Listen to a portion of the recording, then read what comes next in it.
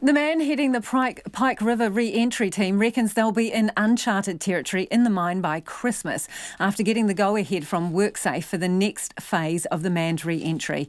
It will mean breaking the main seal at 170 metres and a team assessing and collecting forensic evidence along the mine tunnel to a large rockfall at the 2.3 kilometre mark, the end goal for the operation. 29 men died in the 2010 explosion and many families have been campaigning to re-enter the mine ever since. Dinghy Pattinson, the Chief Operating Officer for the Pike River Recovery Agency, explains what happens next. We're putting fresh air up the tunnel now. That's the first stage, because you've got to have fresh air on the other side of a wall. So we're doing that. That'll take us till the end of this week, most likely. Then we want to leave it for a period of about 7 days to settle down, because once you start interfering with the environment and gases underground, before you actually put people in there, you want to know that it's actually stable and safe again.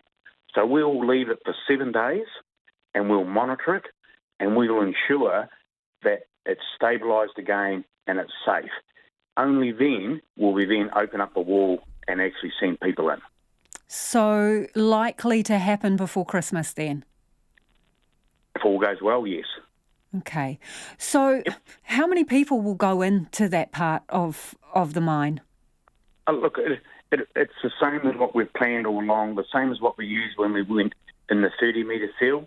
So the first group of people will go in, and there'll only be most likely 3 or 4 statutory mining people to be able to go in first, do a hazard assessment of that first 20-metre zone, make sure it's safe, any hazards, then they'll come back out. If there's no hazards, another group will then go in and do a forensic search, scan of that 20 metres, and then, and only then, will we start removing the wall. So going past the 170 metre mark, what are you expecting? Talk us through it, because we have Russell Smith's loader partway down there and other items. Walk us through it. What do you anticipate?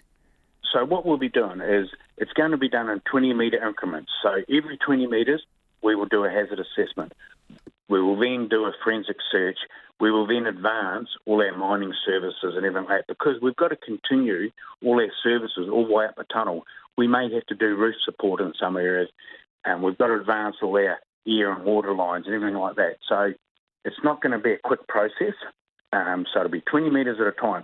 As we go up, as you said, I'm not expecting to find a great deal in the first 1,500 metres until we get to Russell Smith's loader. We know where that is.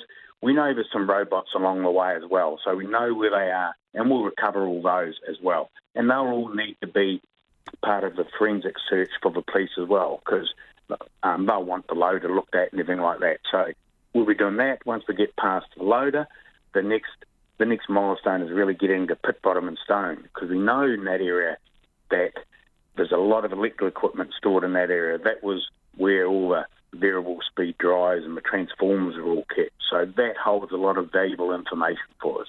Have you found anything so far of particular interest? No, not at all. We've done full forensic search from the entrance of the mine to the 170, and there's nothing found in that area.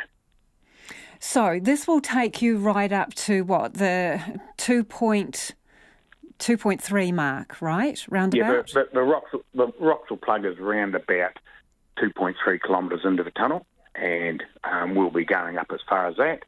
And that's the commitment so far, to go that distance, if it could be done safely. Yes, it is. Yes, it is. So my question is, if you get through that bit, will you want to go further? Look, our plan that we submitted to WorkSafe, it was a full detailed plan on getting to the Roxel plug. We indicated, and we've indicated all along, that it is our intention to get eyes on the rockfall. So that's another stage, is removing the Roxel plug and getting to the rockfall. And that's the full mandate of the agency. So, yeah, but will be more planning to be done in the future about how we remove the Roxel plug and how we get that last 20 metres to the rockfall. Will you be satisfied to stop at that distance, though, is basically what I'm asking you, I suppose, Dinghy. Will you... Oh, look, that's our mandate, is to get to the rockfall. So, answer to me, if we get to the rockfall, we've achieved our objective. Mandates do change though, don't they? Do you anticipate that there will be a push to go further? Oh, I don't know that. All I'm focused on at this stage is we've only just got our exemption and we're at 170 metres mark. We've got to get to 2.3 kilometres. My focus at this stage is to make sure we get to that 3 kilometre mark safely.